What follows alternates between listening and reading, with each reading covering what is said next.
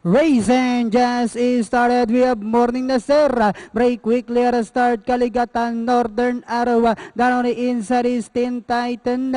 In the middle portion now is Maximum Impact. Janel's episode comes next while Remus is the early trailer by about 10 lengths of the leader. Back to the leader. We have Morning Nasir by about 2 lengths.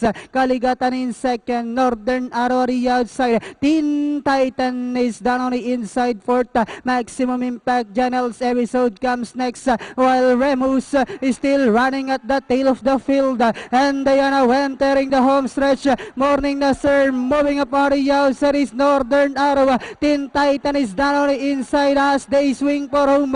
Morning Nasir, Tin Titan is running by the rail. Northern Arawa is on the outside. Last 100 meters with Morning Nasir moving up on the outside is Northern Arawa. Tin Titan is down on the inside. Morning Nasir, Tin Titan, and finally it's Morning Nasir, Tin Titan. Then comes number 4 Maximum Impact, 7 Northern Arawa, and Janel's episode.